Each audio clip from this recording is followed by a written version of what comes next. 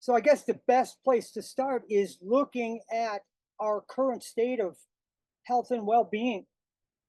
Now, current means now, 2024. But I'll tell you something. Even going back to the 90s when I was doing all sorts of presentations on health and fitness, the statistics were up then. The current state of our health and well-being continues to decline. We continue to see increases in cardiovascular and heart disease, obesity, and all forms of cancer, including now turbo cancers. And since the start of the pandemic 4 years ago, we have seen a dramatic increase in myocarditis, pericarditis, and heart attacks. And then the rise in autoimmune challenges like diabetes, lupus, fibromyalgia, rheumatoid arthritis, multiple sclerosis, and increases in thyroid-related conditions. Now, from a musculoskeletal perspective or orthopedic, we continue to see a steady increase in neck, shoulder, back, hip, and knee pain, osteoarthritis, osteopenia, osteoporosis, hip fractures, and a host of movement impairments and imbalances. Now, this is my area of expertise, ladies and gentlemen. I was on the front lines and I was seeing this firsthand. But the approaches that I was starting to use in the 90s and that I used specifically in the 21st century when I relocated and went on with my education, they were working. These approaches were working. So what were we doing? The way and the methods I was utilizing, or the practitioners I was working with were utilizing to get my clients off of meds. Your greatest defense against cancer and all illnesses, your immune system. The germ theory said we attack the germs to eradicate disease. The terrain theory suggests that if you clean the environment where the cells live, so purifying the cellular environment. Did you know that every cell lives in a fluid-rich environment? So 75% of your body's water. When this fluid becomes polluted, it changes from an alkaline to an acid-rich environment, and that's how disease grows within the body. As far back as the early 1800s, research has indicated that indicated the importance of a clean cellular environment.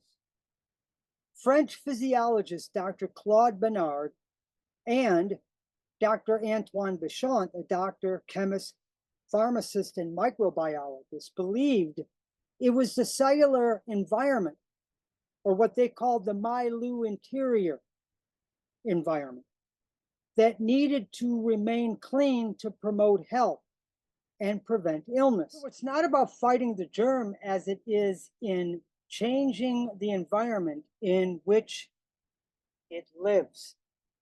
Louis Pasteur wanted you to believe that by killing the germ, one could eradicate disease. Pasteur versus Béchamp. Now, this was just talking about Dr. Antoine Béchamp. They didn't talk about the works of Dr. Claude Bernard in this particular paper.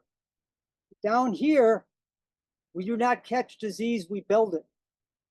So for 9 years, I studied the difference between the germ theory and terrain theory. There were other methods, holistic therapies.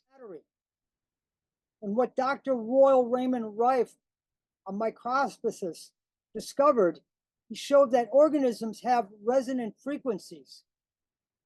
We later find in other research that they've isolated now cancer to have a very low millivoltage compared to a healthy cell. So a cancerous cell has only 20 to 30 millivolts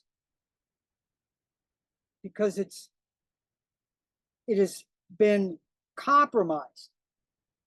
But a healthy cell vibrates and puts out 70 to 90 millivolts, which gives you energy.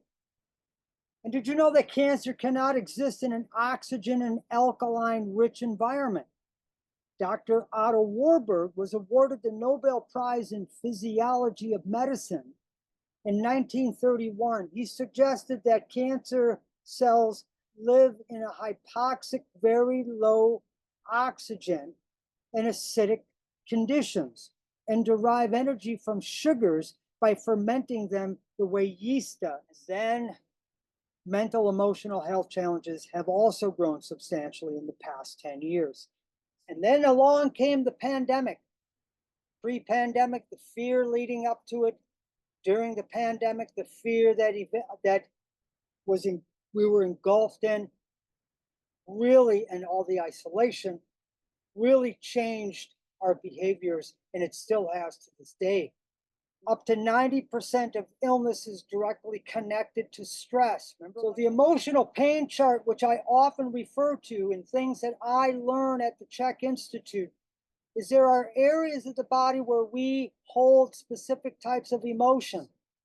With all the advancements in medical technologies, orthopedic and primary care medicine, physical and occupational therapy, and all the advanced studies in medicine, health, and fitness, why are we still seeing a decline in our health and well-being? In addition, over the past 30 years, the concept of wellness has been increasingly embraced by communities, schools, workplaces, and healthcare providers in the United States and abroad, inspiring people to embrace healthier lifestyle.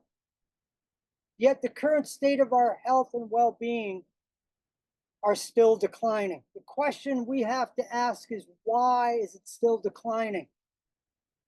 Again, what's missing? A lot of intelligent people. Here's what I think is missing.